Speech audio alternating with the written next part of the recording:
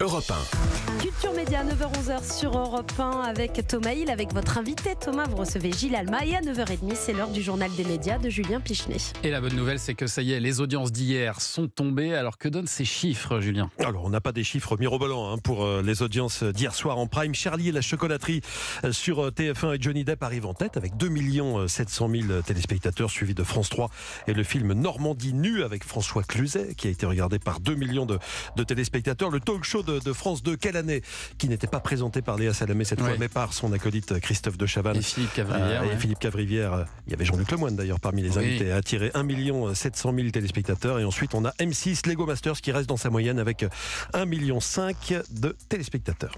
Allez, dans ce journal des médias, on va revenir tout d'abord sur les deux informations principales survenues pendant les fêtes de fin d'année. On commence par l'affaire Gérard Depardieu. Comment résumer ça? Si vous avez raté les derniers épisodes, sachez déjà que la RTS, la télévision publique suisse, a fait savoir qu'elle ne diffuserait plus jusqu'à nouvel ordre les films dont Gérard Depardieu est la vedette. Conséquence évidemment de la diffusion de ce désormais fameux complément d'enquête consacré à l'acteur mis en examen pour viol. La RTS avait visiblement prévu d'en diffuser un ou deux pendant les fêtes et la chaîne a préféré les écarter de sa programmation. Sinon, pendant les vacances, il y a aussi eu cette tribune de soutien à Gérard Depardieu dans le Figaro, tribune signée par une cinquantaine d'artistes, tribune appelant à ne pas effacer Gérard Depardieu et écrite par un certain Yanis Ezziadi, un comédien quasi inconnu qui s'est expliqué sur le plateau de BFM TV. L'acteur et metteur en scène Michel Faux, avec qui j'ai l'habitude de travailler, m'a dit on ne peut pas laisser Gérard Depardieu, le plus grand d'entre nous, être traîné dans la boue, comme c'est le cas en ce moment, au mépris de la présomption d'innocence. En découvrant que ce jeune homme proche de la fille de Gérard Depardieu, Julie, écrivait pour le magazine conservateur Causeur et qu'il était décrit comme proche des sphères identitaires et réactionnaires par une enquête du Monde, quelques signataires ont fait marche arrière. C'est le cas de Nadine Trintignant qui a tenu à retirer son soutien. C'est le cas de Pierre Richard qui s'est dit extrêmement gêné. Et dans le même temps, pas moins de 4 contre-tribunes ont été lancées. La dernière en date par Libération, elle s'intitule « L'art n'est pas un totem d'impunité ». Elle a été signée entre autres par Muriel Robin, Anne Roumanoff ou encore Enora Malagré. Dans le même temps aussi, l'affaire Depardieu a créé des dommages collatéraux en découvrant que le nom de Victoria Abril, qui jouait sa mère dans la série de TF1 Clem, figurait dans la liste des signataires du Figaro. L'actrice Lucie Lucas l'a accusée sur les réseaux sociaux d'agression sexuelle, agression dont elle n'aurait pas été victime elle-même, mais témoin sur le tournage de Clem. Interrogée par nos confrères de France Info après ce message qui a fait réagir Victoria Abril, qui va porter plainte pour diffamation d'ailleurs, Lucie Lucas a essayé de s'expliquer. C'est pas Victoria Abril que j'ai envie d'accuser. Là, j'ai eu cette espèce de montée de sang. C'est vraiment mon sang qui a parlé. Et c'est parce que je me suis peut-être permis ça, parce que c'est ma maman de cinéma et que je me suis sentie profondément trahie et abandonnée par elle.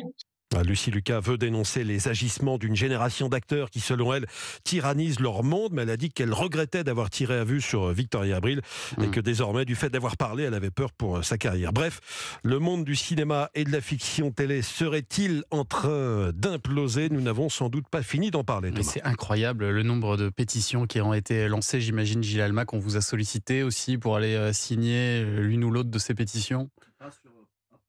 Ouais, on va allumer votre micro. Je suis là, voilà.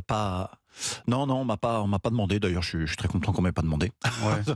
non, mais écoutez, il faut que ça sorte, faut remuer un petit peu le caca de rhinocéros ou d'éléphant pour que je pense que les choses se remettent en place tranquillement.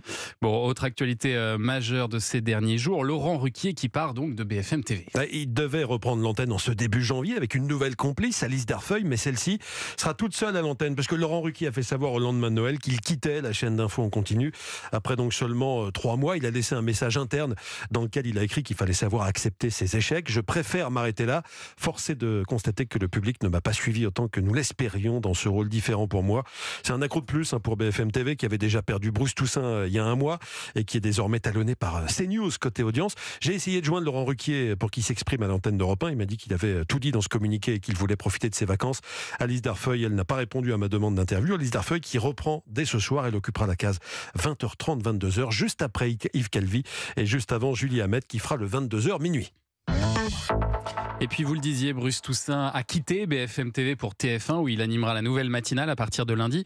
Et il aura notamment à ses côtés Christophe Beaugrand qui a fait des révélations. Christophe Beaugrand qui a fait ses adieux à la matinale d'LCI au début des vacances de Noël. Il était d'ailleurs très ému, écoutez. Bien, voilà, c'est le moment de se dire au revoir.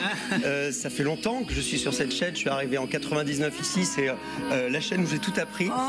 Voilà, il y a une aventure qui se termine, mais l'histoire continue, pas si loin. Donc, dans Bonjour, avec notamment Garance Pardigon, avec Bruce Toussaint. Voilà, comme la journaliste Garance Pardigon, comme les chroniqueuses Karima Charny ou Hélène Manarino, Christophe Beaugrand sera présent tous les jours dans Bonjour, la matinale TF1.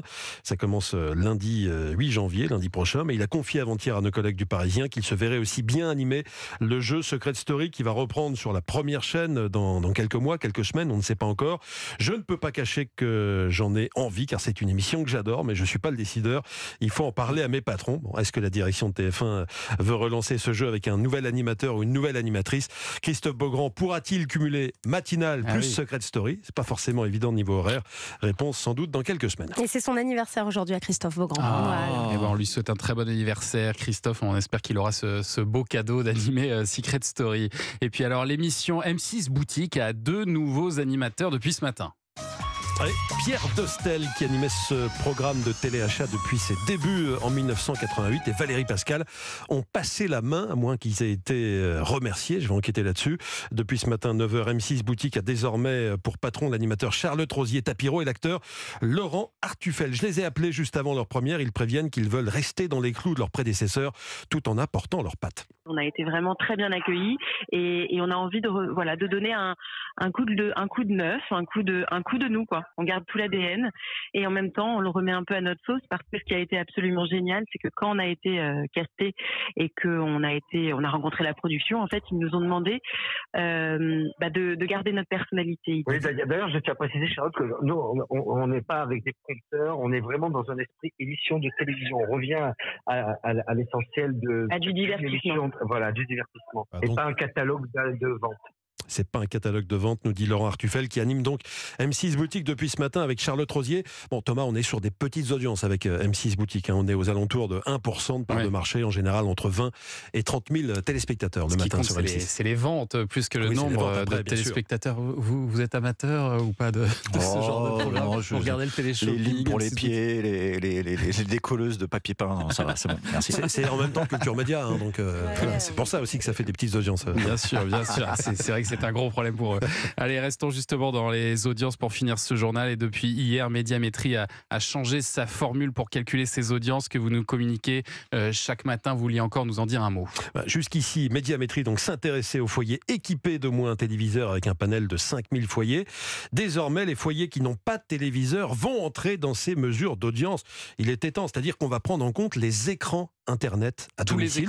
Tous les écrans Internet à domicile. Y compris les téléphones. Effectivement, téléphone, écran d'ordinateur. Si vous regardez par exemple TF1 sur votre ordinateur via Internet ou sur votre téléphone, ça va enfin compter. Il y a 500 foyers supplémentaires qui ont été intégrés dans ce panel, que des foyers donc sans téléviseur. Ça correspond à peu près à 12 000 foyers supplémentaires. Alors évidemment, avec plus de foyers concernés, les chiffres d'audience devraient théoriquement augmenter, ce qui pourrait faire les affaires des régies publicitaires aussi. Non, mais ça peut avoir une incidence, ça a l'air de rien. Complètement, sur des programmes même comme César Wagner, par exemple. Je ne sais pas si c'est en diffusion à l'avance, si c'est mis en avance sur France.tv, du préplay, parce que ça aussi, ça va bientôt entrer en ligne de compte dans les mesures de Médiamétrie. Là, il faut attendre une semaine pour avoir les replays aussi, les chiffres définitifs. Les audiences cumulées. Plus d'une semaine. Mais voilà, mais ça va être beaucoup plus précis, quoi. C'est beaucoup plus précis et je me dis pour France Télé qui est une chaîne qui est regardée par des personnes un peu plus âgées, je me pense que ça peut peut-être baisser un petit peu sur ça peut avoir un impact, oui, parce que les écrans, je suis pas sûr que les personnes de plus de 65 ans, on va dire. Et à l'inverse, les chaînes plus jeunes peuvent bénéficier peut-être de ça. C'est un programme peut-être comme le sport en direct, les audiences pourraient encore gonfler parce qu'il y a surtout beaucoup de gens qui regardent sur Internet ou sur téléphone. Ça peut jouer, on suivra ça dans les semaines à venir. Merci beaucoup Julien pour ce journal des médias. Gilles Alma, je vous garde encore un petit peu avec nous parce que dans un instant, ce sera notre question média. On va parler de cette grande grève qui va impacter en janvier tous les programmes, y compris les fictions. Mais d'abord, un petit peu de musique. La musique avec le titre sur lequel vous avez dansé toute la nuit. Il n'y a pas si longtemps, il y a quelques heures dans la nuit du 31 au 1er. Alors non, c'est un petit peu plus récent. C'est le nouveau titre de Dua Lipa, Houdini. Elle fait le lien entre l'amour et l'illusionnisme. C'est pour ça qu'elle parle d'Houdini. En gros, elle dit à son chéri, je peux te remplacer en un claquement de doigts. Dua Lipa sur Europe 1.